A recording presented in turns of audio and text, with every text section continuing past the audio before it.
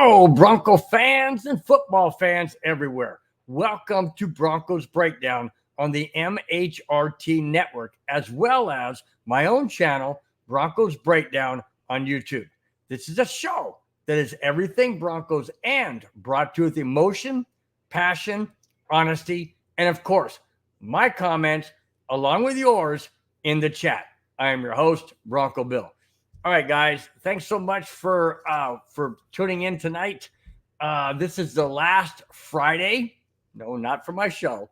Last Friday, you'll see that flag hanging up in the background because the Denver Broncos start their season in 2 days this coming Sunday at Seattle. We'll get into that too as we get into the show. Just want to thank each and every one of you for being in here, like I said, watching wherever you may be. Hope you had a wonderful, wonderful week. If you're in Southern California or anywhere in the southern western hemisphere of the United States, we are baking in excessive heat. It was 111 today in the county that I live in. It's called Riverside County. It's in between. It's triangled in between LA and San Diego, but east of them, about in the middle. This entire area is just inundated with heat. But I hope wherever you guys are, you're a lot cooler than I am. But anyways, not too bad. Hope you guys have a wonderful, wonderful weekend that's coming up as well. Let's get into the overlay of all of the topics. So let's show that right there. There you go. And just for Kamani's sake, if you look at the bottom left of your screen, it says not a Chargers fan. Kamani, he's always busting my chops that I'm a Chargers fan, but that actually started from Mudungus Creevy, and he just taken it on and ridden with it, which is fine. I can deal with it. It's no big deal. It's all good. It's all good. All right. Let's get into the very first topic of the show. And towards the end, right before the very last topic, which is Denver versus Seattle, I've got not one, not even two, 3 jackass of the week, all combined. And they're all NFL related, and they're all for different reasons, obviously. But anyways, we will get into that in a little bit. Let's go to the very first topic, which is the update on the condition of the San Francisco 49ers draft pick, Ricky Purcell. Here it is. This is an update to Ricky Purcell, who was shot last Saturday. Now, if you guys watched my show last Saturday, right in the middle of the show, or Mudungus Creevy chimes in on the chat and says that 49ers draft pick Ricky Purcell was shot in San Francisco. And I'm like, what? What are you talking about? I mean, this is crazy. Right in the middle. Very true. Here's the update. Purcell, per the San Francisco Police Department, was shot through the chest. Not into the chest, through the chest. They said that the bullet missed extreme vital organs. Well, yeah, like the heart, the lungs, things of that nature, whatever else is in there, main arteries, the spine, missed all of that. Wow, what a very, very fortunate young man that situation was. He was shot in the chest, shot through the chest, I should say, in a robbery attempt over a Rolex watch. Wow, people, I'll tell you what. There was a struggle for the gun, and both Ricky and the suspect were shot. Both parties are stable at a San Francisco General Hospital. That's great news. Not for the guy who tried to steal the Rolex, but for Ricky Purcell, primarily, because he's a victim here. Purcell was headed to a signing event on Gary and Market when the attempted robbery happened. Oh my gosh. He's just going about his business, doing what he was asked to do. Hey, Ricky, man, we'd like to have you in a signing, sign some helmets, sign some footballs, sign some jerseys, whatever. He's going over there. He's thinking, hey, man, this could be a great time. I'm a rookie. This could be awesome. I get to do a signing. Oh, shoot, what's that? Yeah, now you're being attacked. Why? Because some freaking idiot in San Francisco wants your Rolex. Seriously? Really? Okay, let me ask this question, guys. Where was the bodyguard? Where was a bodyguard? If there is a bodyguard, it's these guys. Maybe they don't hire them. I don't know. I have no clue. But I'm just wondering if you're okay. I know you're going to a signing, and I know that people know who you are somehow, some way. Why are you wearing a Rolex? Seriously, why don't you wear a fake or a knockoff or something? So if they steal it, big deal. But then again, you don't want anybody stealing anything anyways. That's a crime regardless whether it's real or fake. But, I mean, why do these people do elaborate things? I mean, I see baseball players with these chains hanging around their neck. I mean, they're just like gold everywhere, diamonds, whatever. Why? Why are they doing this? I mean, I guess on the baseball field or the football field, if you're wearing jewelry or something, no one's going to rush out of the stands and try and grab it. But when you're going out in public where the public looks at you as a target, anybody as a target, if you're flashing, hey, I got money, or hey, I got stuff you might want, don't do that. Don't do that. I feel bad for Ricky Purcell. I really do. I wish him all the best in recovery. No doubt about it. But man, I'll tell you what, there are some brazen people out there. Very brazen people out there. All right, let's go to the comments before I go into the second topic. Hey, batting leadoff is D-Rock is in the house. D-Rock says, Big Boss, so what's up, Big D-Rock, man? Nice to have you. G-Money88 batting second. Says, what's up, Bronco Bill? Hope you're doing well. I am. Thank you very much. Will you guys be streaming this Sunday for the game? You got it right. When you go to YouTube, G-Money or anybody else out there, G-Money88, when you go to YouTube, type in MHRT, and then all the programs and everything will come up and the schedule, and you'll be able to see it right there. We are doing the game Sunday. It's 1 p.m. Pacific time. So wherever you may be, just look into time zone or whatever is to when the game comes on, and then that's when we'll be on. It's 1 Pacific, 2 Mountain, 3 Central, and 4 Eastern. So there you go, G-Money 8. We will be doing it. And Madungus Creevy chimes in and says, we absolutely will. No doubt about it. No doubt about it. G-Money says, glad to hear it. Thanks as always for a great content. Hey, man, we appreciate it, dude. We really do appreciate it. Thank you so much, man, for your support and for your for your viewership. Really do appreciate it. Kamani is in the house as my grandpa, Hitman Bill. Yeah, that's me, Hitman Bill. But I will probably be that. No doubt about it. Probably be that during the during the season. I mean, why change? I mean, I am what I am, Kamani follows up by saying, I will be ready for another season with Batman and Robin. Yeah, that's true. That's true. Yeah, Mike's the Batman and I'm the Robin. I'm the tag along guy. I'm the guy who, just part of the show. Part of the show, just making things fun, making things interesting. All right, let's go to topic number 2. And let me get this transition right, but let me go to topic number 2. Here we go. All right.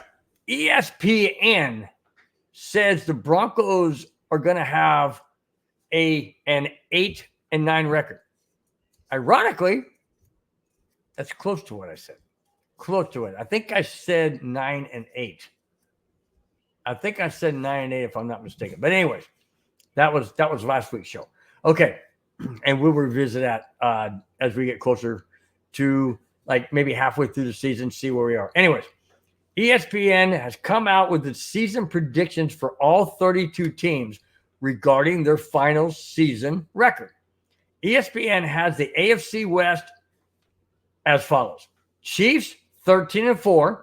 Well, they already won last night over Baltimore, so there's one win, 12 more to go. Chiefs, 13-4. Chargers, 9-8. Broncos, 8-9. And the Raiders, 7-10. They also have the Chiefs, and this is interesting. They also have the Chiefs and Lions in the Super Bowl with the Lions beating the Chiefs. I'm not buying either one of those. I'm not buying either one of those. Seriously? Lions in the Super Bowl? I know they got, hang on, guys, hang on. I know they got close last year, and I know they should have beaten the 49ers when they had their foot on their throat, but they let them up. They let them up, and the 49ers came back and won that game. Is Detroit better heading into this year? Possibly, yeah. They learn lessons. They learn what not to do. I just don't see the Lions making the Super Bowl, not because I don't think they're capable. Certainly they are. I just don't. It's very, very hard to repeat. Very hard to repeat even going to the playoffs, even harder getting to the Super Bowl, and even harder than that is winning the Super Bowl. Just look at the Broncos. They went 5 times without winning, or 4 times without winning. 5, I think. 5 without winning. Look at the Vikings. They went 4 times without winning. Look at the pathetic Buffalo. No, I don't mean pathetic, but look at the Buffalo Bills, the sad Buffalo Bills, who went 4 straight and didn't win the Super Bowl. So you talk about how hard it is to win the Super Bowl? Yeah, that's difficult. That's why not a whole lot of teams have ever gone back-to-back, because it's very difficult. Do I see the Lions getting back to the Super Bowl? Possibly. Realistically, I don't think so. I really don't think so. Not because, like I said, not because I don't think they're capable. I just don't think so because it's that much harder the second time around. And the third time around, Kansas City, it's super hard to get back 3 times in a row. Buffalo did it 4 times. They just didn't win any of them. Very, very sad. All right, let's go back to the comments. Let's see. Okay, G Money 88 says, "What's your opinion on the game in Brazil tonight? Also, would you like to see the Broncos play somewhere like Mexico City next year?" First, your first comment was the game tonight in Brazil. Isn't that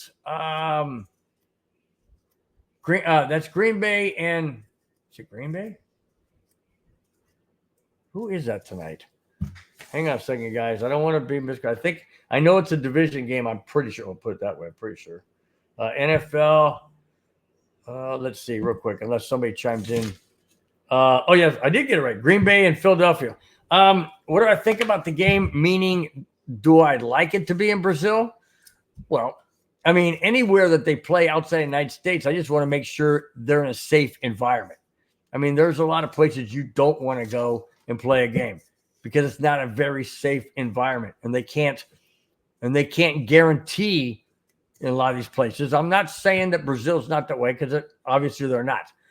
But I'm just saying that there are, there's precautions to take. And yes, in regards to the location, I think it's great. The NFL wants to broaden its market worldwide. Main reason? Money. If you get more people to buy your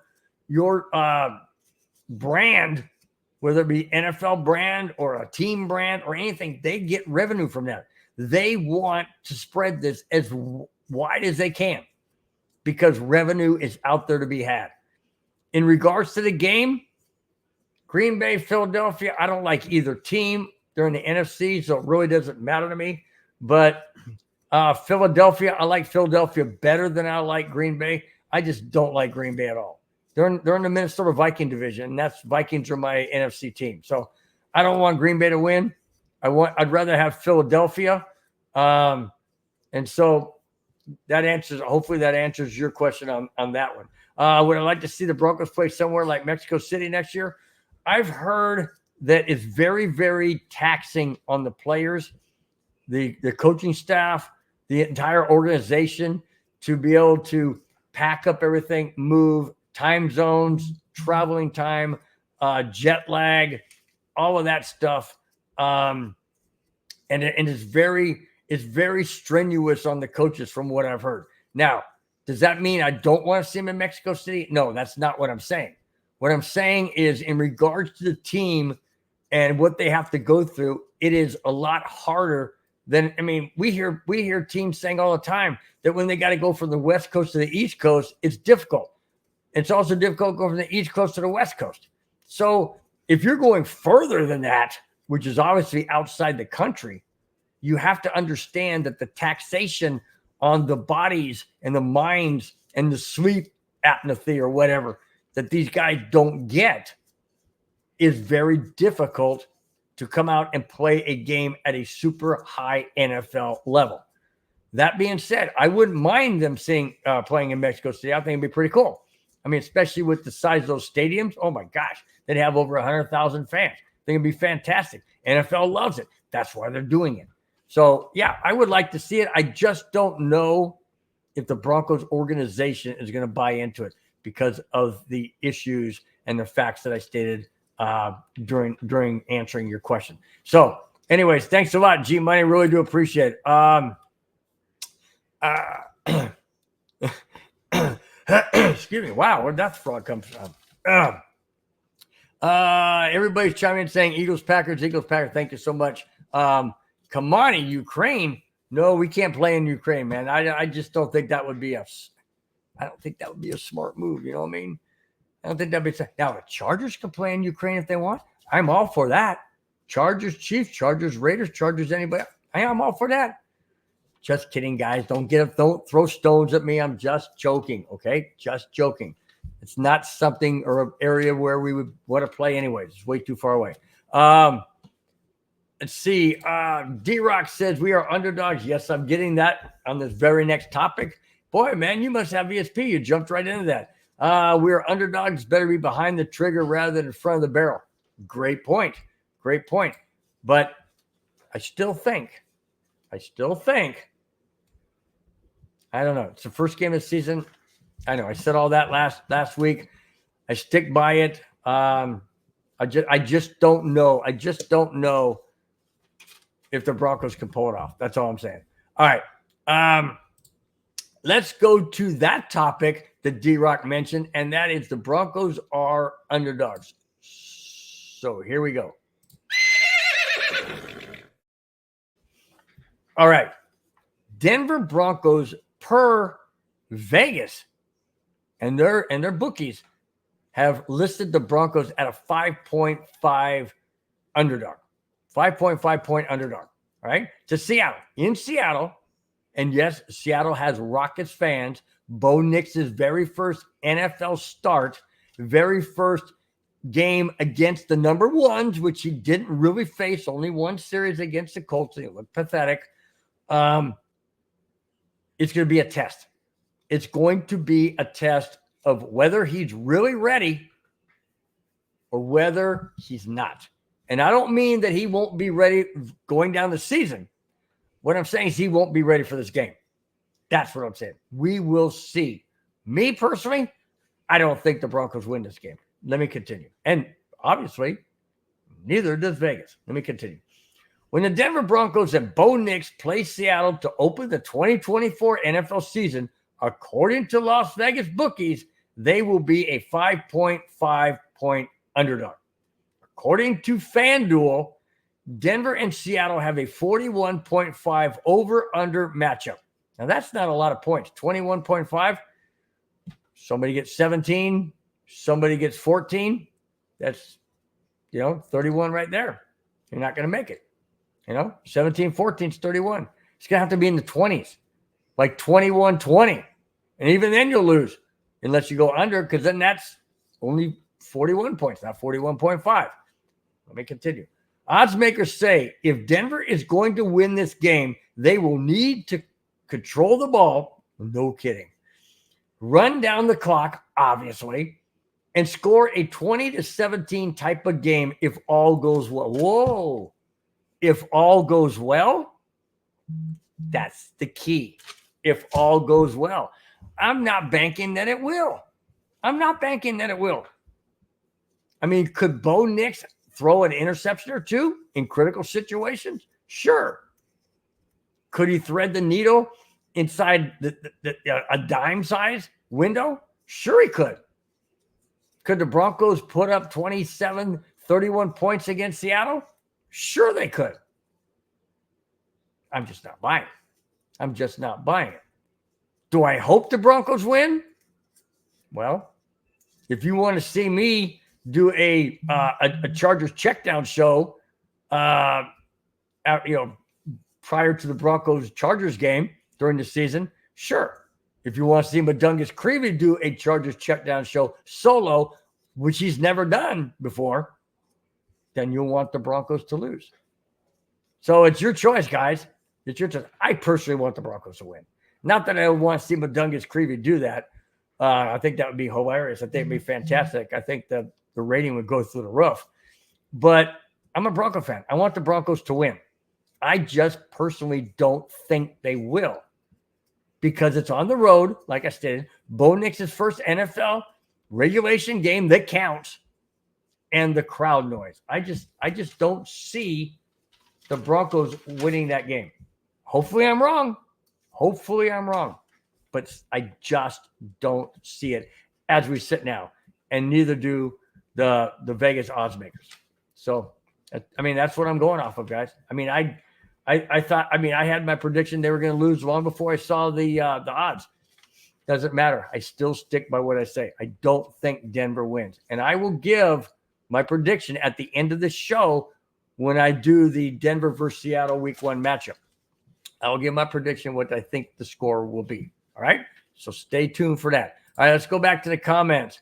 Let's see. Mark from Georgia, what is up, brother? What is up? Hey, I'm not going to get very political and all this kind of stuff, but I do want to say my condolences and thoughts and prayers go out to those families who lost loved ones at that school shooting just several days ago. Horrible tragedy. My heart goes out to you, Mark, living in Georgia, as well as my sister. But, I know might not have been directly affected, but it's your state, man. And my heart and prayers go out to those families. All right. Mark from Georgia says, hey, Bill, where is the Kelmo Beers Cam said you have? The what? Kelmo Beers Cam? I don't recall that. You said I said you had some. Huh. Camouflage? Oh, are you saying camouflage? I have an American one. I think that's what you're talking about. It's over like American Eagle. It's really kind of faded and stuff like that. But yeah, I've got several different. Well, they're can holders, whatever you want to have, Coke, whatever, so it's all good. Let's see. Kamani says Broncos 27, Seahawks 17. Okay, I can see that. If it all works out like that article said, if it all works out, Mark from Georgia says he played against the Washington Huskies. I figured that. And Alabama, and those are tough places to play, Bill. So I think he can handle it. We shall see. Great point. You're probably right. I just think the nerves of Bo Nix are going to kick in. He's got to be excited. He's got to be nervous. I wouldn't doubt one bit if he didn't have 25, 30 people in the stands or up in a suite or something like that watching his very first game. I wouldn't be surprised at all. All of that stuff's going to play an effect. I just hope he can channel it and focus on the game. I'm sure he can. But I'm just saying, nerves, family presence, friends presence, former teammate presence, I don't know.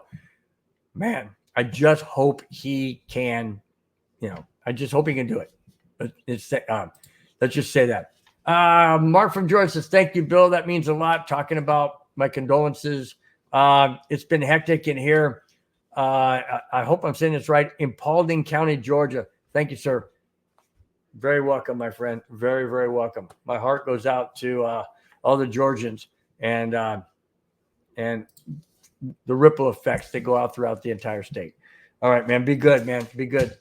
Prayers and everything to everyone out there in Georgia. All right. Kamai Dixon says, I will make – now he's going to make a bet with me. Kamai says, I will make a bet with you. If the Broncos lose, you can make any video trashing, but if the Broncos win, you have to eat a box of ding-dongs during – oh, my gosh. A box of ding-dongs during the Broncos game. I don't think I can eat 12 ding dongs, dude. That's a lot of sugar. I mean, that's a lot of sugar. How about, oh, let me think about this. How about, I don't know if I want to make a video trashing people or not, would do people, teams. I don't know if I want to do that. But how about eat a ding dong? For those of you who don't know what that's all about, you're going to have to go back in some of my videos.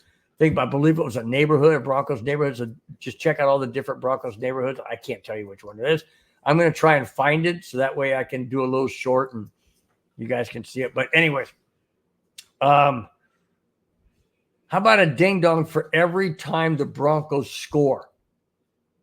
So if the score is 41 something, that would be 7, 14, 21, 28, 35, 38, 41. That's 7 ding dongs. That's a lot. That's a lot of ding dongs, man. So I don't know. How about we do that? I mean, we'll kick it around. We'll kick it around, Kamani, but it sounds good, man. Sounds good.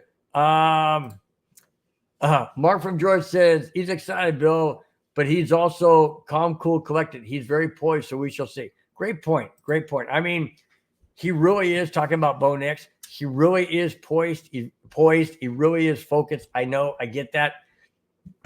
I'm just saying, somebody's got to win. Somebody's got to lose. And I'm just saying, first game out of the gate, like I said, I hope the Broncos win. I'm pulling for them to win. I want them to win. That's my favorite team.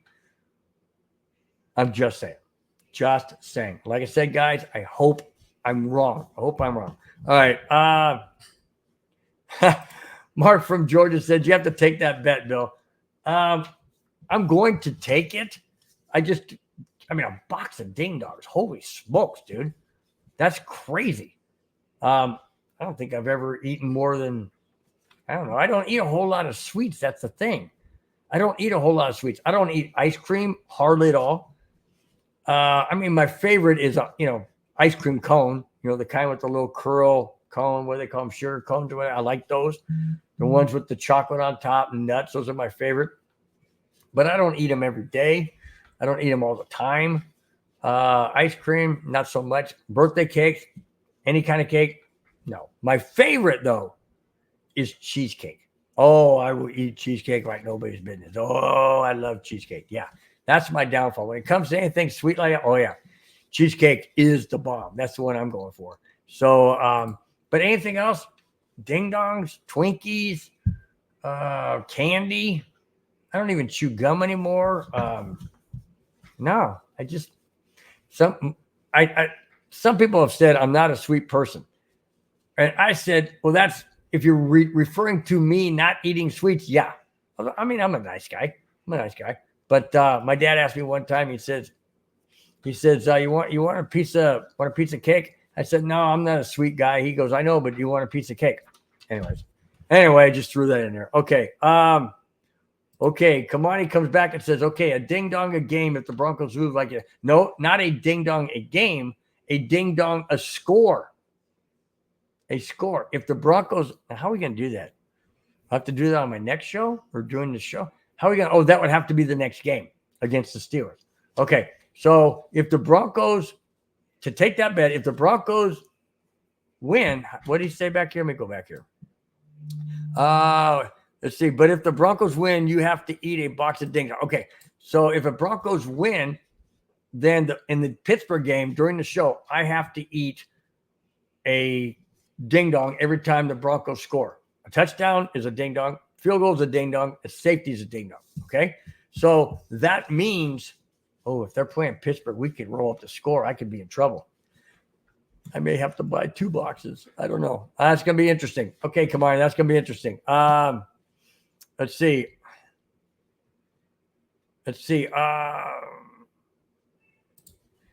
Mark from Georgia says, and he also talking about Bo Nix, and he also plays well under pressure, and that was pointed out by Cecil Lammy, as well as Andrew Mason has been at practice since day one. So I take the word. I agree. I'm just saying. Don't hold it against me, but just saying. This is practice. That was preseason. Let's find out. Hopefully I'm wrong. Let's find out come Sunday. That's all I'm saying. They also say, meaning the reporters of Cecil Lammey and Andrew Mason, they did say that Peyton has got some new plays under his sleeve.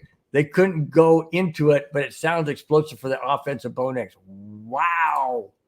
That's awesome, dude. That is, I hope that's correct. I really, really hope that's correct.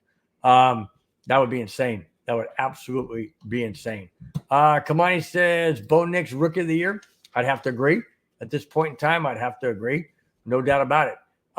From what he's done in the preseason.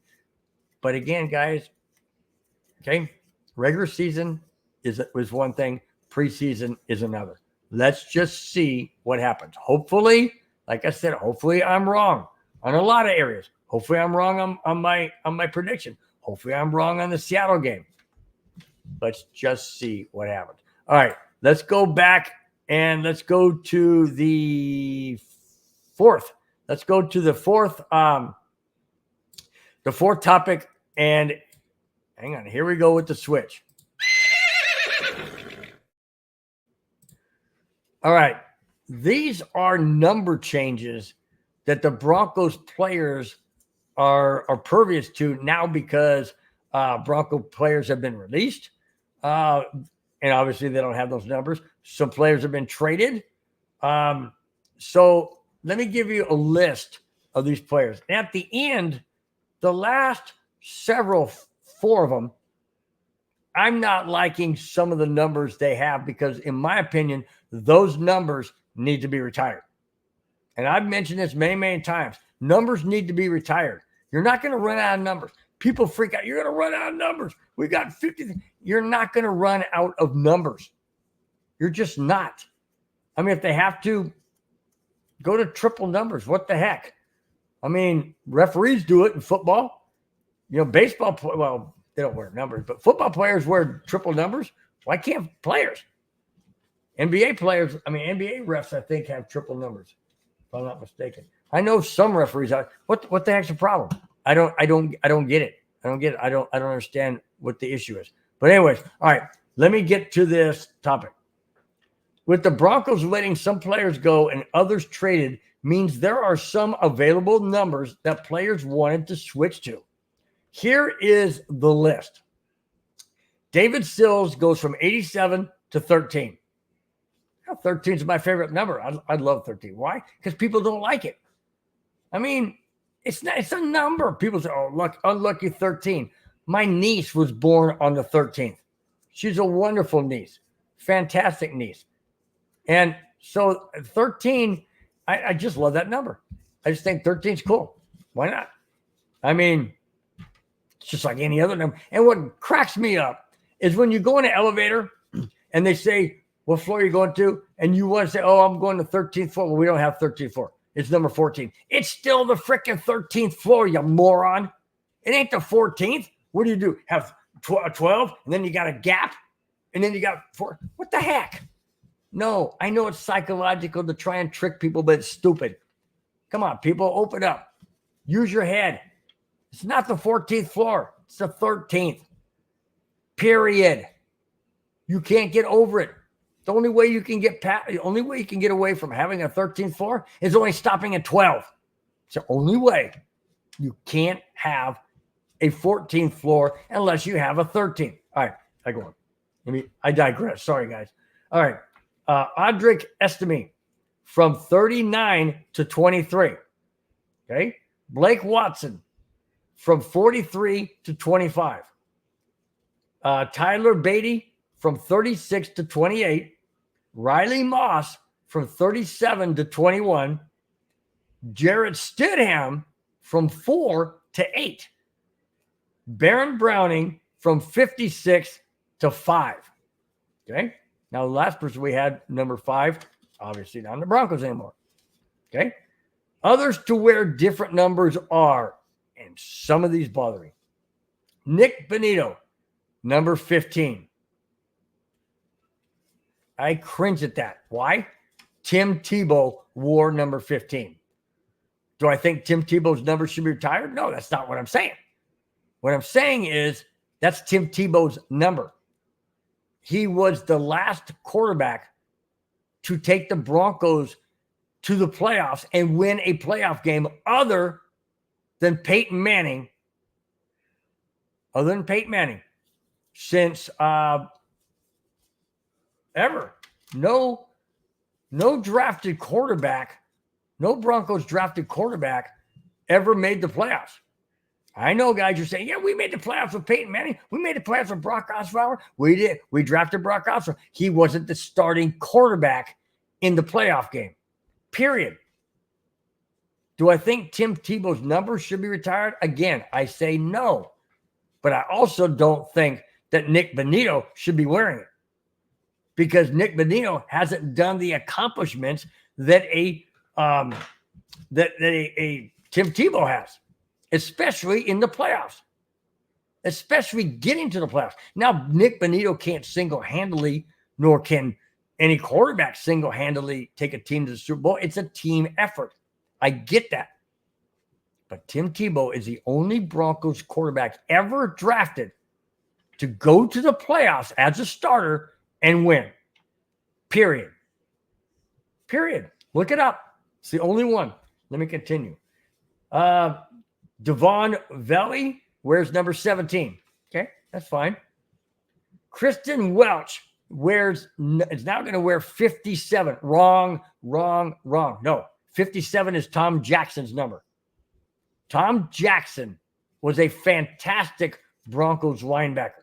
Fantastic linebacker. Amazing guy. Orange Crush guy. Fantastic. He should be in the Hall of Fame. Absolutely should be in the Hall of Fame. And is he in the Hall of Tom Jackson? No, I don't think he is. But he should be. And number 57 should not be worn by Kristen Welch, who's a nobody. Who is this guy? I don't know. Not a name, not a household name, that's for sure.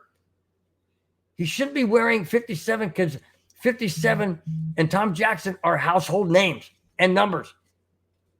You can go to any Bronco fan who knows about the Broncos and say, hey, who's wore number 57? Nobody's saying anybody else but Tom Jackson. Period. Nobody. If you know Broncos history and you know Broncos players and numbers, you obviously know 57 is Tom Jackson. No doubt about it. Nobody else. Not even Kristen Welch. Okay? And the last one is even more upsetting to me. Here it is. Little Jordan Humphrey will now be wearing number 84. Wrong. That number 84 needs to be retired. Why? Because Shannon Sharpe is in the Hall of Fame. His number needs to be retired. I've mentioned this many times, guys. If you're going in the Hall of Fame and you're elected in the Hall of Fame and your bust is in the Hall of Fame and you got that gold jacket, by golly, your number is retired. Retired. Period. End of discussion. Why is your number still in circulation when you're in the Hall of Fame? Why? No need. No need to have it in circulation. Period. Shannon Sharpe's number 84 needs to be hanging on the rafters in the south stands, just like John Elway's number is, just like Floyd Little's number is up there, and same with Frank Tripucka and Peyton Manning's numbers up there. There needs to be a number 84 up there as well. Why is little Jordan Humphrey wearing a legend, Broncos legend, in number 84? Totally wrong, in my opinion. Totally wrong. You guys can disagree. It doesn't matter. You can disagree. We can agree to disagree. Had that conversation with Madungus Creevy earlier. We can agree to disagree. My point is, if you're in the freaking Hall of Fame and you've been placed there by your peers and by your talent and your career, your number needs to be retired. Period. No ifs, ands, or buts. No questions asked. That one pisses me off. That one really irritates me, even more than the Tom Jackson one. or even more than Tim Tebow won. Yeah. Don't get me wrong, I like little Jordan Humphrey. I just don't like him wearing 84 because that's not right. That is not right whatsoever. All right, let's go back to the chat so I can calm down a little bit. Maybe. Okay. Hey, let's see. Let's see. Kamani Dixon said he was born on March 13th. There you go. See, 13's a good number, man. I'm telling you, it's a good number. Very good number. I have no problem with 13. I just happen to get on a little soapbox every now and then, or more now than then, and just go off on. Hey, Keith O'Donnell, thank you so much for being in the chat. Nice to have you. Really do appreciate you chiming in. Yeah, Keith says maybe the jersey still has Tebow magic. That's a good point. Maybe it does. Maybe it does. It's not the same jersey design. Maybe it has the same magic, though, like you said, in number 15. So that'd be great. Kamani agrees with me and says number 84 should be retired. How can it not? My question to you guys out there, how is number 84, Shannon Sharp's number, not retired? If he's in the Hall of Fame, what more does he have to do to get it retired? Same with Terrell Davis's number 30. That should never be worn again in Broncos. And Bronco team. Ever. Never. Why? He's in the Hall of Fame. John Elway's number's not being worn again. Neither is Peyton Manning's. Neither is Floyd Little. What makes them any different? What makes them any different? I know, guys, Floyd Little's not in the Hall of Fame. Doesn't matter. The Broncos still retired his number. That's how great they thought of Floyd Little. Okay? Number 18, number 44, and number 7 are retired. Why isn't number 30? Why isn't number 84? I don't understand this. I really don't understand why. Are they afraid they're going to run out of numbers? Seriously. You're kidding, right? You're really kidding. There's 99 numbers. You got 53 on the active roster. I know, guys, you've got people in the practice squad. That still doesn't equal 99.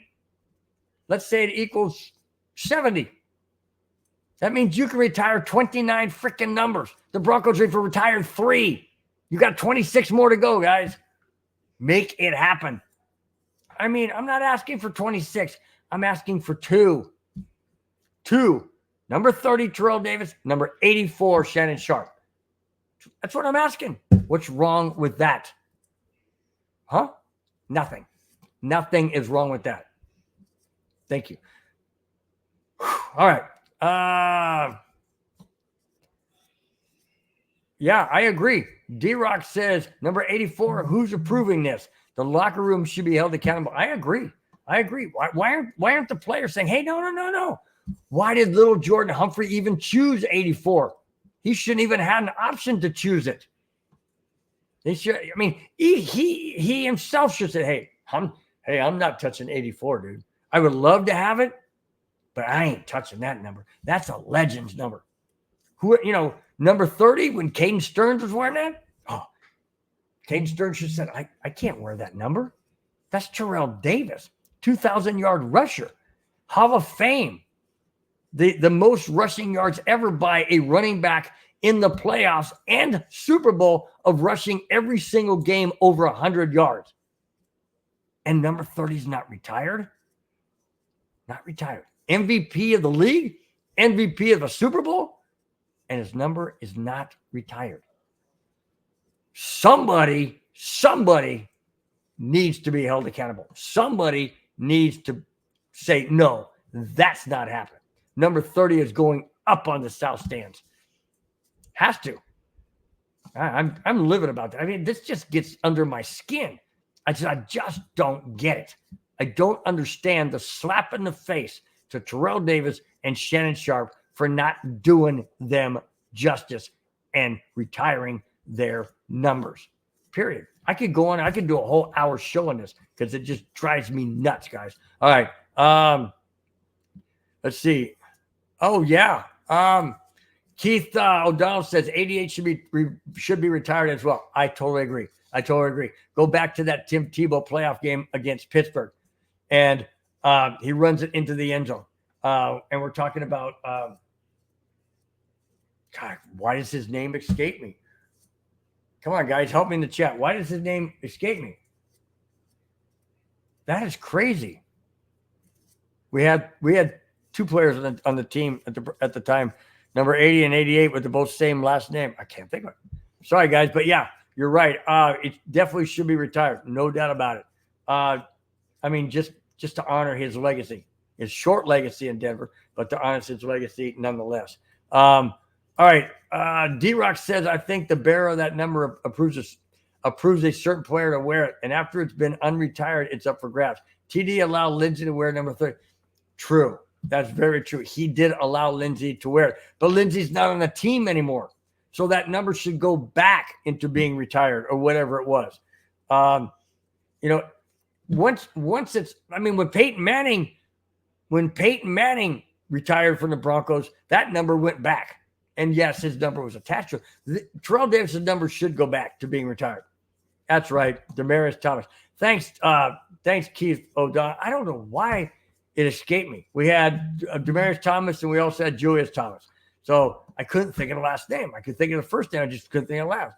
Thanks, guys, for being so quick to respond. Really do appreciate it.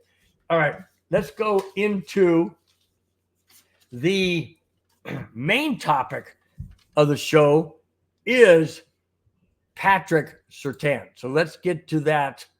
Oh, hang on a second. I've been doing this transition. Let's get to that right now.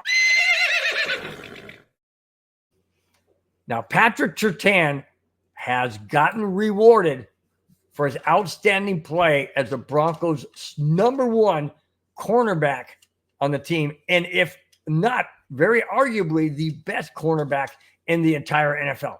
The Denver Broncos organization believes he's the best cornerback in the NFL. That's why they gave him this contract. Listen to this, guys. The Denver Broncos and two-time Pro Bowler Patrick Surtain have reached agreement last Wednesday, 2 days ago, on a 4-year, $96 million extension that includes $77.5 million guaranteed, per ESPN's Adam Schefter. Surtain becomes the highest paid defensive back in NFL history. Congratulations, Patrick Surtain. Congratulations. You deserve it. Why? Because you're an outstanding cornerback. In my opinion, you are the best cornerback in the NFL. I don't care what anybody says. Everybody's going to say, we got the best quarterback on our defense. Yeah, well, guess what? Stats prove differently. Look at Surtain's stats. Look at his defense against receptions. Look at his times that the ball's been thrown his direction. Not many times. And when it has, he's been defending them extremely well. Okay? He's a two-time Pro Bowler. Period. Two-time Pro Bowler. You can't take that away from him. He's fantastic cornerback. Congratulations again to Patrick Surtain. Well-deserved. Absolutely well-deserved. No doubt about it. And like I said, in my opinion, you are the greatest cornerback that is in the league. Absolutely hands down in the league. All right. Let me go back to the comments real quick. Let's see. D-Rock talking about Terrell Davis's jersey number 30. Says, I agree. It should go back in retirement. No doubt about it. I don't know why it doesn't. I don't know why it wouldn't. I mean, if Kane Stearns isn't there anymore, why is, I mean, not Kane Stearns. Well, he wore it too. But Philip Lindsay. Once Philip Lindsay left, that jersey automatically goes back to retirement. Because Terrell Davis should have a say on who wears his freaking number. Seriously. I mean, again, it's another slap in the face. It is. You know, hey, you said that Philip Lindsay could wear it because he's a running back. Kane Stearns wasn't a running back. Why is he allowed to wear it? Gets me angry. Gets me totally angry. D-Rock follows up by talking about Patrick Surtain, says, show him the money. Oh, yeah, man. $77.5 million guaranteed. That's a great payday, man. That's a great payday. Show me the money. Yep. I'll tell you what, man. Well, he's earned it. He's earned it. Absolutely 100% earned it. And he signed a 4-year extension. Now, I'm not sure when his original rookie contract is up. Is it up after let's see, is this his third year or fourth year? He's been to 2 Pro Bowls. I thought he went to 2 in a row right outside the gate. So this could be his third year or his fourth. But either way, 4-year extension, that puts him into 2028. That's fantastic. Fantastic. And I hope we continue to have him long after that, man. Long after that. No doubt about it. All right. Let's go to, we are going to go to, hang on a second. Okay. We are going to go to the next topic. And then I have 3 consecutive jackass of the week. And it starts out with something involving Travis Kelce and Taylor Swift. And then I got 2 more after that. So let's go to the next topic. And here it is. This is a name change. Now, there's been several name changes with teams to be politically correct, which I disagree with. I totally disagree with. And the main reason is they have that name for a reason. It's not disrespectful. It's not derogatory. And a lot of times it's the people that back it, like the Cleveland Indians. It was the Indians that backed the Cleveland Indians to have that name. They loved it. It was something they could be proud of. Nope. Got to change it. Because a few people got their feelings hurt. Grow up. It's not a slap in the face. It's not a derogatory term. They are American Indians. They are Indians. They were even called themselves Indians. That's why the Cleveland Indians were called Cleveland Indians. Okay? I mean, Minnesota Vikings are the Vikings. They were horrible people. They're still the Vikings. It's because there's a lot of Minnesota people. A lot of Scandinavian people or wherever the Vikings are from originally. They settled in Minnesota. Okay? I mean, they call the New England Patriots. Why? Because they're the Patriots. It's America. It's where the Pilgrims landed. Oh, and met the Indians.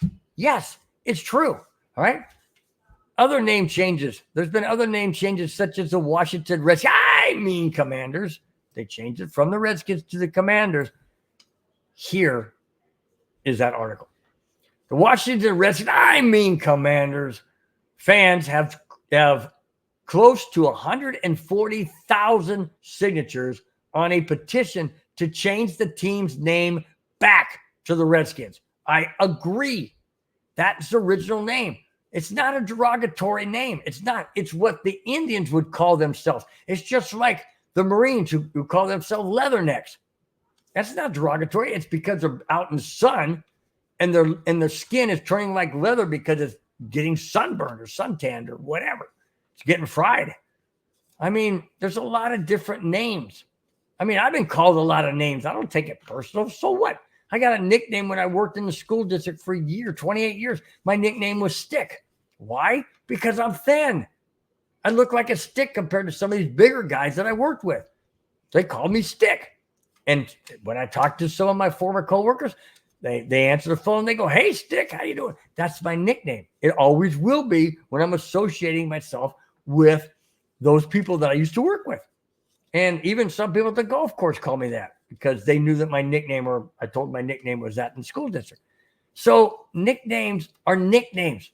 Don't take it seriously, guys. It's nicknamed for a reason. It's because you're associating it with something or someone. Okay? Listen, let me continue. This is interesting.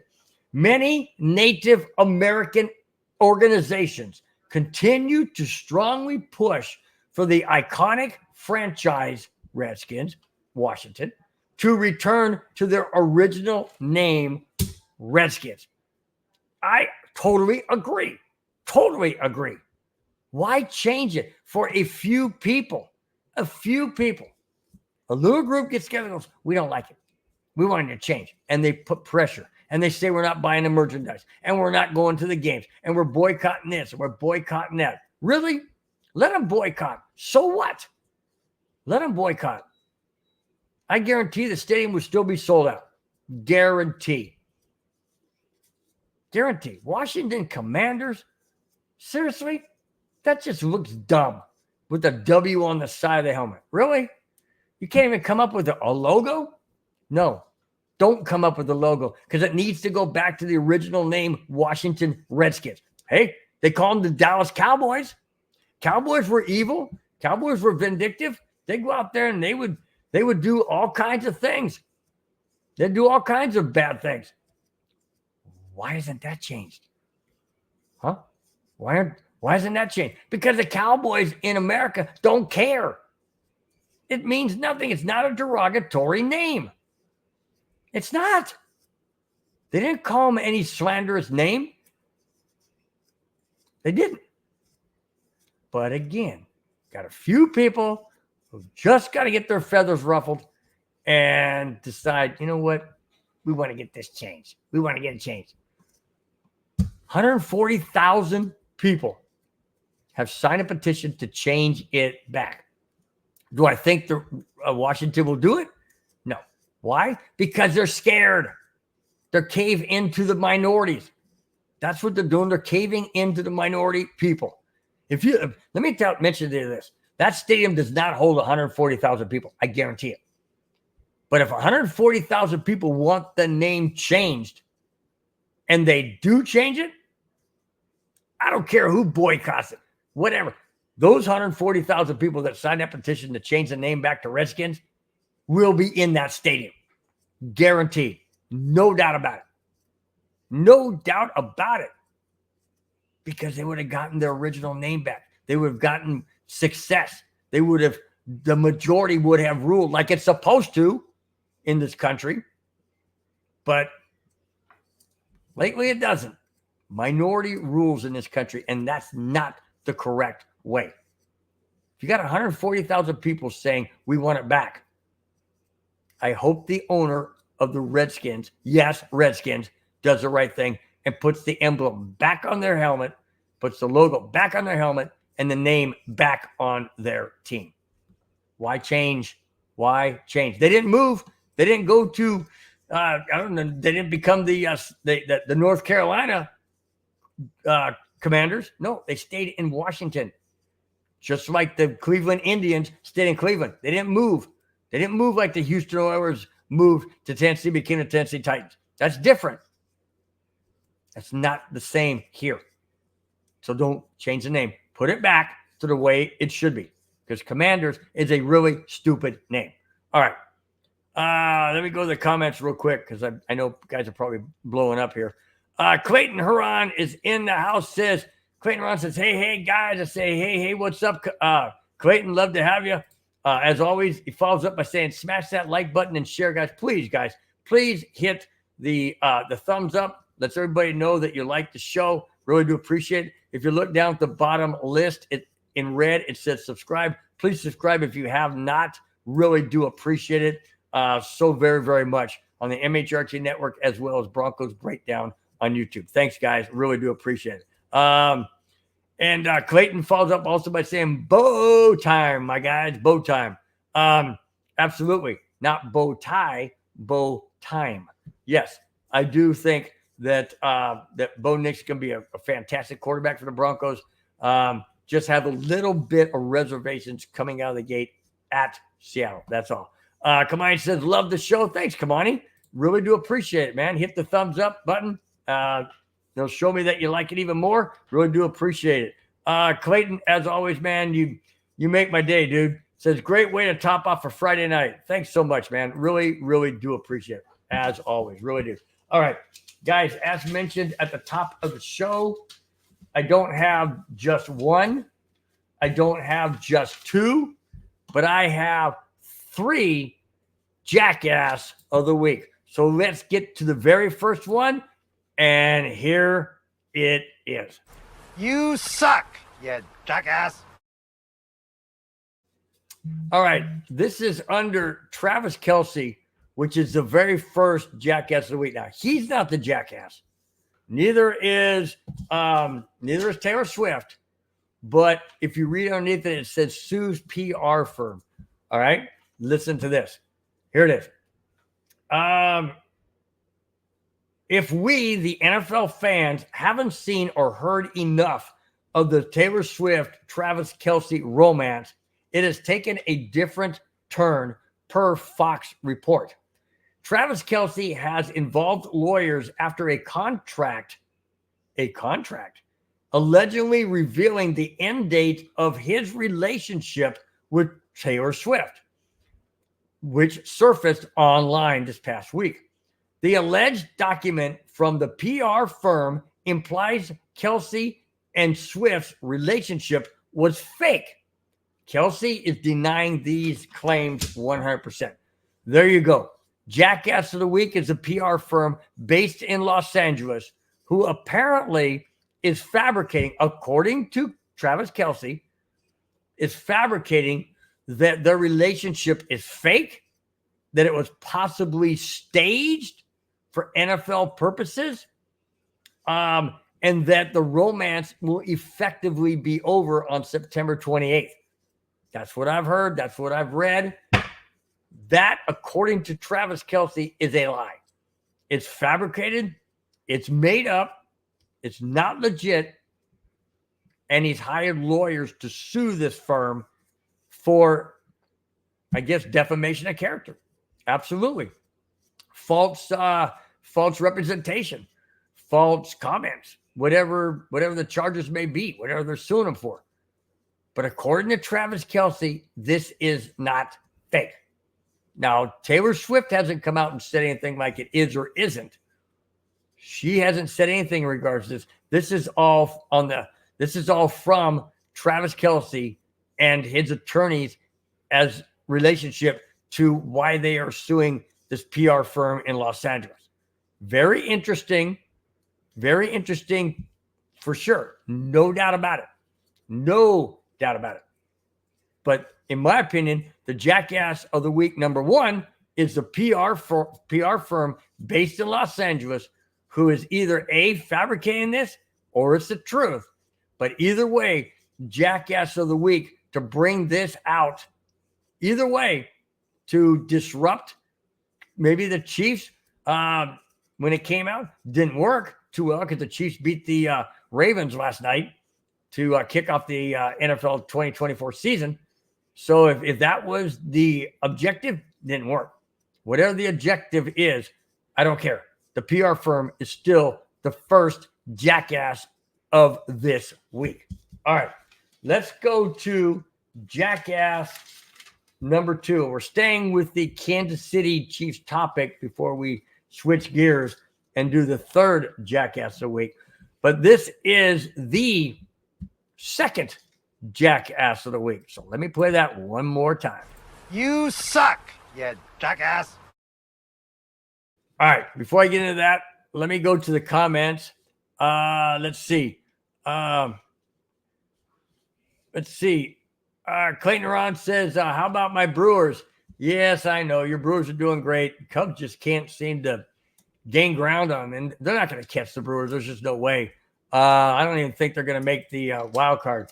They lost today, the Yankees 3-1, and I just don't see them making the playoffs. But that's why that flag will be replaced this week, and it won't be up there next Friday when I do my first Broncos breakdown show after the first game of the 2024 NFL Broncos season. That will be replaced with the Denver Broncos flag for sure. Anyways, let's see.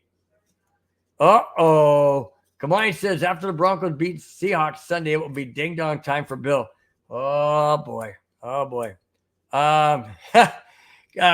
Keith O'Donnell says, Travis Kelce could always be Jackass of the Week. Yeah, you're right. You probably could. No doubt about that. Kamani chimed in on the Yankees beating my Cubs. Says, go Yankees, my team in baseball. Okay, yeah. And, by the way, Kamani, the Chicago Cubs organization did a fantastic tribute to, come on, Bill,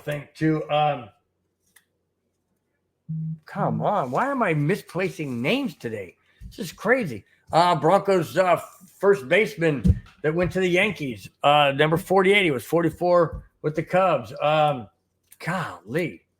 Why are these names just escaping me? Anyways, fantastic. Oh, Anthony Rizzo. Fantastic tribute to Anthony Rizzo. He teared up. He soaked it all in. It was first time back to Wrigley Field since he was traded at the trade deadline in 2021. It's not very often that American League teams visit National League teams, but about once every 4 years. So it was great to have Anthony Rizzo back. He went 1 for 3 with a walk. He got a single, and like I said, the Yankees beat the Cubs 3-0. So there you go, Kamani. Very, very well done by the Cubs organization to give that salute to Anthony Rizzo. I thought it was fantastic. Absolutely fantastic. All right. Let's go to the second jackass of the week. And I already played that intro. So let's just get right to this Kansas City Chief jackass. Second jackass of the week. Here it is. Kansas City Chiefs fan, the one who dresses up in a wolf outfit, his name is Xavier Badudar, a.k.a. Chiefsaholic, has been sentenced to 17.5 years in prison without parole and 3 years of supervision for committing a string of armed bank robberies. Hey, come on, man. This is a fan? Armed?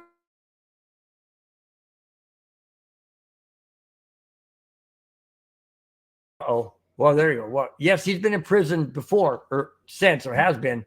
The thing of it is now he's got 17.5 years added on for these things that are coming out in regards to how he got all this money. Here we go.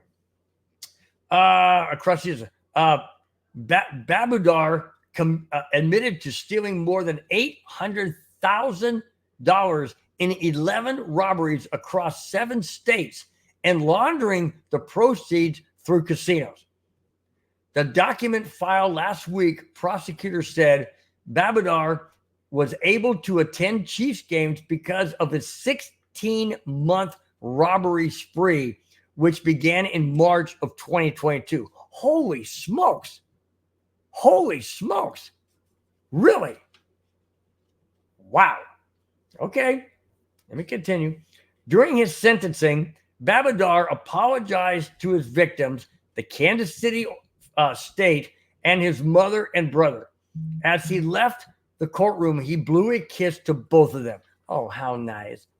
I love you guys. I'm stupid. I still love you, but I'm an idiot. Yeah, I loved going I wanted to be at every Chiefs game I possibly could, but so I had to steal money. Oh my gosh, dude, really? And the fans loved you, and all the while you knew you were doing it dishonestly? You're attending the games dishonestly? Seriously. And it was okay with you. For 16 months you did this. All right, let me continue. Before being caught, Babudar eluded police for nearly 4 months in 2023 while he robbed banks in Sparks, Nevada, and El Dorado, California.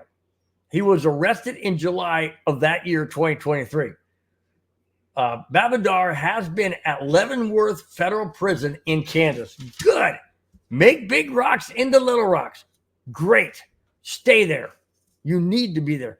$800,000 in bank robberies.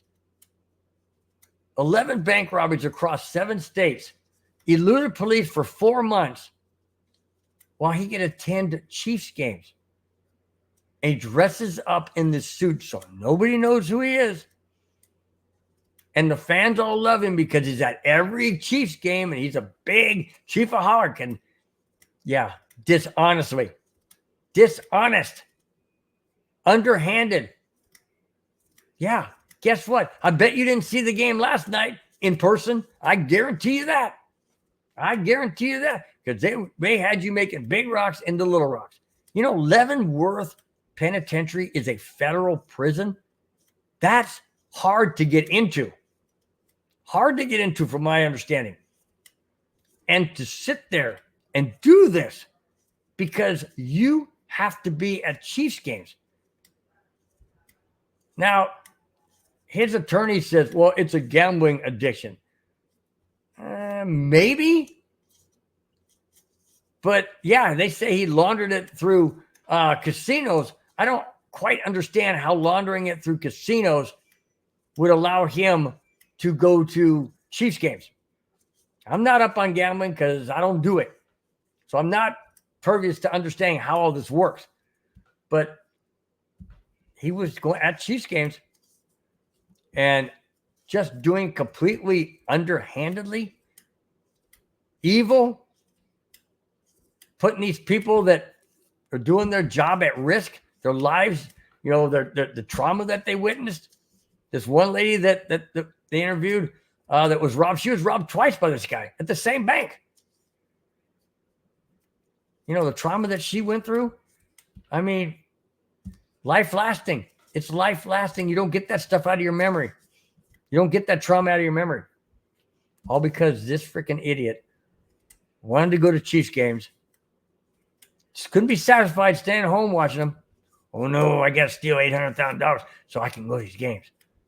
I hope he rots in prison. I really do. I almost said jail, but he's not in jail. He's in prison. Federal prison. Leavenworth. I hope he rots there. Absolutely hope he does. Oh, and he's been ordered to pay back all these millions. I don't think he's going to be able to, but he's been ordered by the judge to pay back all these millions. I don't know how that's happening. Apparently, he's got some memorabilia that I read. He's got a signed picture or painting of Patrick Mahomes signed by him, and he's going to have to sell that. He's got some other merchandise or whatever he's got, and judges ordered him to sell those. Maybe he can pay these back. I don't know. I don't know. But I'm telling you right now, he is where he needs to be. Federal prison in Leavenworth, Kansas. Serves you right, buddy. Talk about jackass of the week. Holy smokes. Holy smokes. No doubt about that. All right. Let me go to the comments real quick before I get to the very last jackass of the week before we wrap it up with the last topic of Denver at Seattle week 1. All right. Let's see. Come on, he says, yes, they're going to be telling him bend over, hut 1, hut 2. Uh-oh. Hike. Ole. Come on, he says, Bill, we're going to send you help. Memory loss is setting in. I know, man. I don't know what it was. I don't know what it was, man. I just be crazy today, man. Be crazy. Let's see. Kamai says that Babudar is going to be someone's chief in prison. Yeah, oh yeah, there you go. Yeah, you're going to be someone's chief, all right. Who's your daddy? That's what they're going to be saying. Who's your daddy? G-Rock follows up by saying, honestly, it's going to make a good docuseries. Yeah, probably would. I don't know if anybody's going to take him up on it, but not sure. Not sure. All right. So let's go to the last jackass of the week. And let me play that intro real quick before we get to that one. Here it is right now. You suck, you jackass. All right. Here it is. Back to the Washington Redskins. Commanders. The Washington Commanders have fired their VP of content for hurtful comments about Roger Goodell and Jerry Jones. I believe it's Rael Entine made several comments to a woman he met on a dating app. That's the first thing you don't do is go on a dating app because you never know who's out there. Is it really female? Is it really how they look? Is it really male? Is it really female? Okay, let me continue. He met on a dating app, but she was really an undercover for the media group O'Keefe. The comments to the reporter were, and I quote, this is from N-Team, okay? The former VP of content for the Washington Redskins, Commanders. And I quote, I don't think the commissioner hates gay people or black people, but he is a $50 million puppet. Jerry Jones, who really runs the NFL, according to this guy, I think he hates gay and black people, end quote. Ooh, that's pretty strong. That's pretty strong stuff. Oh, by the way, she recorded these conversations unbeknownst to him, okay? And all this came out this past week. All right, hang on. He went on to say, and I quote, most fans, now he's going to pick on the fans and the player and some players. Most fans are high school educated alcoholics and mouth breathers. Whoa, what does it mean by mouth breathers? Just, that's kind of weird. Anyways, some players are dumb as hell after getting hit in the head too many times, end quote. Wow, hang on. The Washington Commanders released a statement saying, and I quote, the language issued is not our values, so we moved on from N-Team, end quote. Whoa. I mean, he said some other stuff. I just didn't bring it in because it was pretty down there. But I mean, you don't make these comments. And if he thought he was making these comments to a so-called date or girl that he was interested in, why would you make comments about your job like that or what you do for an organization? I mean, why would these comments even come up? Now, she being a reporter for this O'Keefe paper, whatever it is, maybe she baited him into it. Maybe she said, hey, what do you do for a living? You know, what do you do? And then if he says, oh, I'm VP of content. Oh, really? What kind of content? And then maybe she baited him. I don't know. It didn't say. But man, you know, I mean, you would think, I would anyways, somebody's starting to hit me along those lines. You know, hey, what do you think about this? I'm going to say, you know what? I can't comment on any of those things. I can't say any of those things. Just, you know, I'm just not going to comment. Just do that. That's what politicians do all the time. I mean, just watch the freaking news right now with these politicians going for president and stuff and what they're saying. They're not saying stuff. They're not commenting on that. No, yeah, I'm not saying. You know, just do what they do. Don't comment. People do it all the time. No, can't comment. I mean, police do it all the time. Somebody said, hey, well, what about this? Can you know, what about this? No, we're still investigating. Can't comment at that time. Can't comment on that. Do it all the time. Not this idiot. Not this jackass of the week. Nope. He goes out there and blurts out all these things that he feels inside to this female who he thinks is a date. Seriously, who does that on a date? Hey, by the way, you know what? I don't like this guy. I think this guy does this. I think this guy does that. Hey, you know what? A lot of players are stupid. A lot of NFL players are stupid, you know, and get hit in the head so many times, you know, and fans are just, you know, high school educated alcoholics. What the heck? Seriously? Wow. Jerry Jones hates everybody, huh? Wow. Well, that's why you are the third jackass of the week. All right, let's back out of that, and we're going to wrap it up with getting out of the jackass of the week. You suck, you jackass. Yeah, no doubt about that. All right, let's get back to the comments real quick. Let's see. D-Rock says, shout out to high school diploma and absence of sobriety. D-Rock, that's pretty funny, man. That's pretty funny. That's good stuff, dude. Good stuff.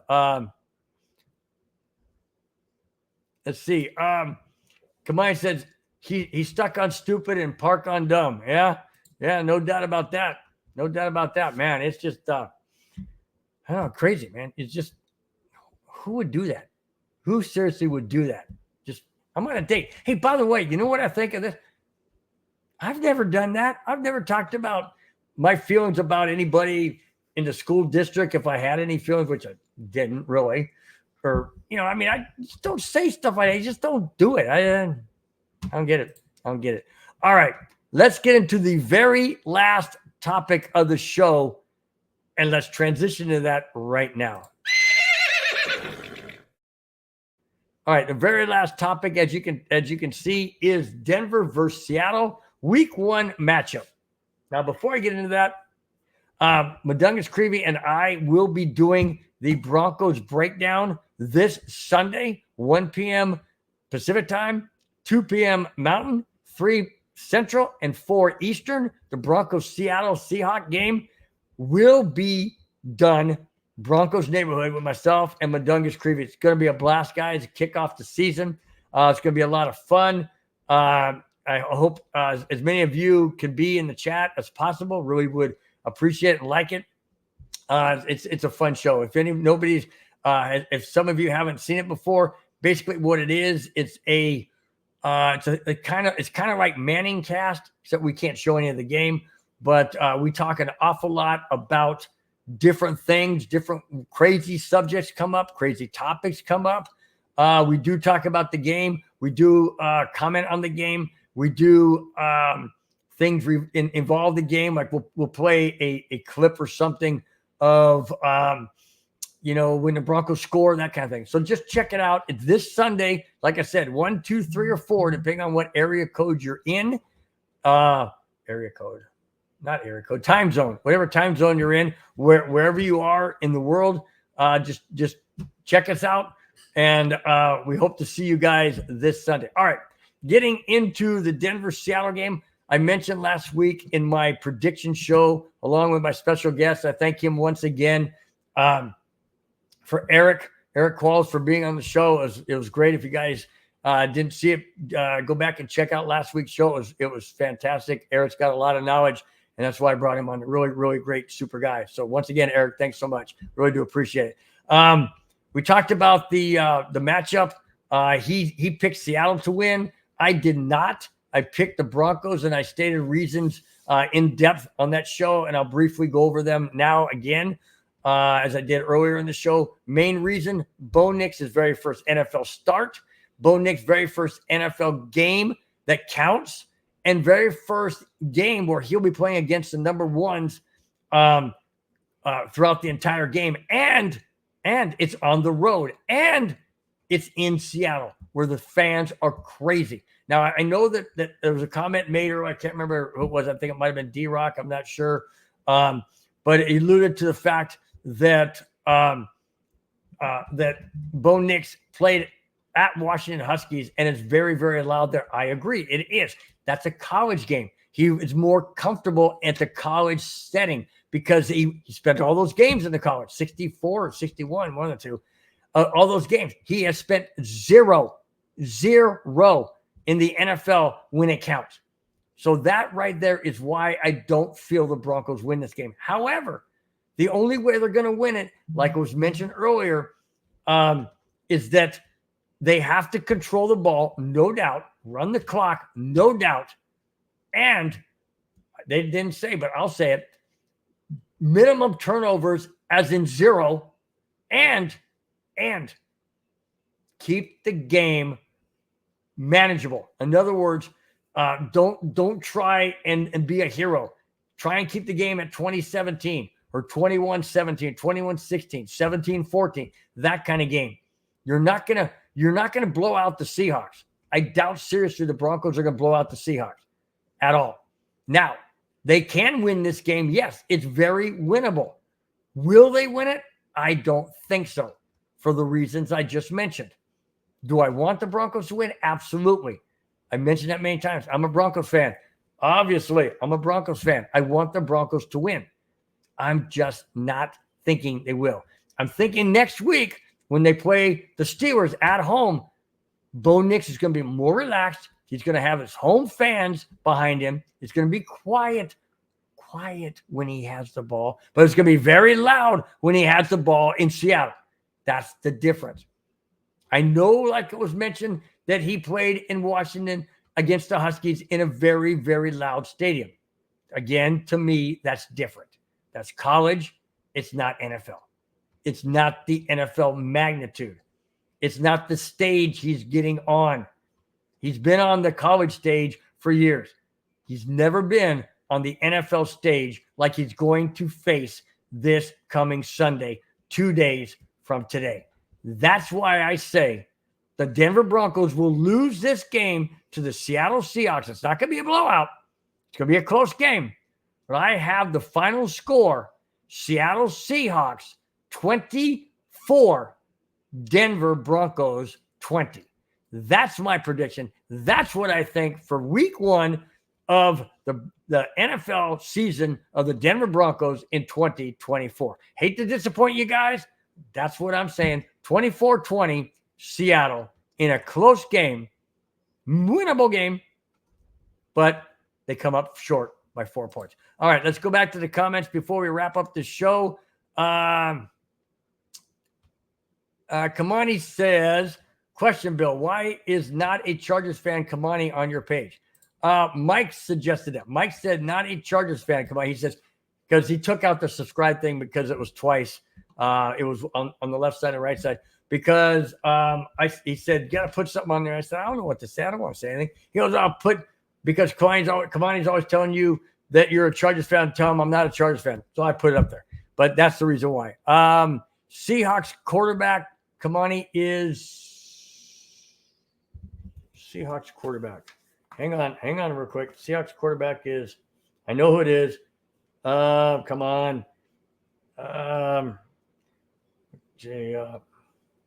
Let's see. Who is the Seahawks QB? I know who it is. Geno Smith. It's Geno Smith is the Seahawks quarterback, Kamani. So there you go. Oh my gosh. Kamani says, can't wait for me to eat ding-dongs. Well, I don't know, man. Could be. Kamani says it's going to be Broncos 27, Seahawks 17. Like I said earlier, I could see that happening. I just don't think it's going to be that. I just don't. Keith O'Donnell does agree. Does chime in, said Geno Smith. That's correct. I do have Medicare. Kamani, I am on Medicare. He says, Bill, you need Medicare. Broncos 27, Seahawks 23. Oh, okay. All right. Like I said,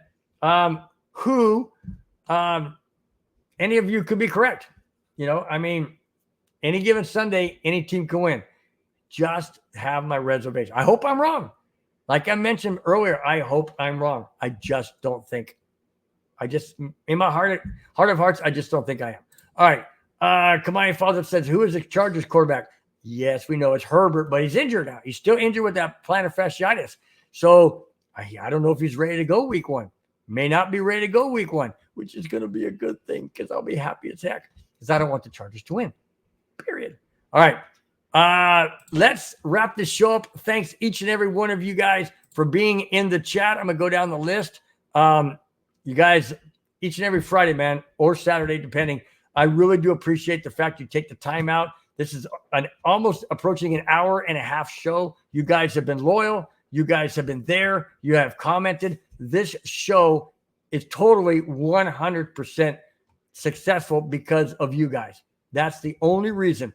Only reason. And I absolutely tip my hat each and every week, guys, that you take the time out to spend an hour and a half with this crazy 66-year-old Broncos fan who just loves talking about Broncos and talking about sports and, bringing in different topics.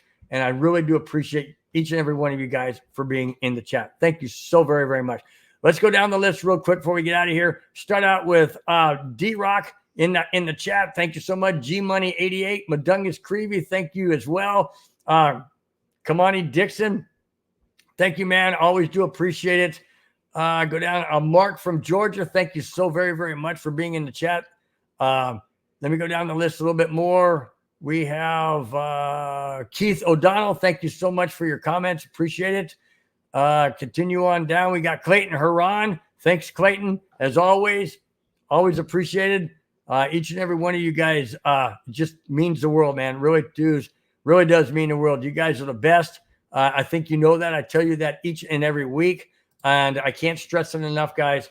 Without you, this show would be absolutely nothing. You guys are the backbone. This is your show, guys. I'm just here moderating it, so to speak. Thanks again, guys, so very, very much for your time in today's show. Remember, guys, we have shows each and every day of the upcoming week. It will kick off this Sunday with Broncos Neighborhood with Madungus Creevy and myself for Broncos and Seahawks, kicking off the 2024 Broncos season. That's it, guys. That's all I have. Thanks for watching. Thanks for subscribing. If you have not, please do so. It means the world to not only MHRT Network, but to my channel, Broncos Breakdown on YouTube. Thanks, guys, again, so very, very much. Enjoy your Friday night. Enjoy Broncos football this Sunday, and enjoy Broncos Neighborhood with Madungus Creevy and myself this Sunday, Game 1, 2024 NFL Broncos season. Till this Sunday, I should say. Till this Sunday, guys, and then next Friday, have a fantastic evening. Have a fantastic weekend. We will see you 2 days from now on Sunday, Broncos Neighborhood. Take care, guys. We'll talk to you then. Bye-bye. Fast lane when I pass in the street, bag of money in the passenger seat. Simcoe's been asking for me on the road from the west to the east. Way up, I might never come down, cause the coast's racking up the flame out. So high,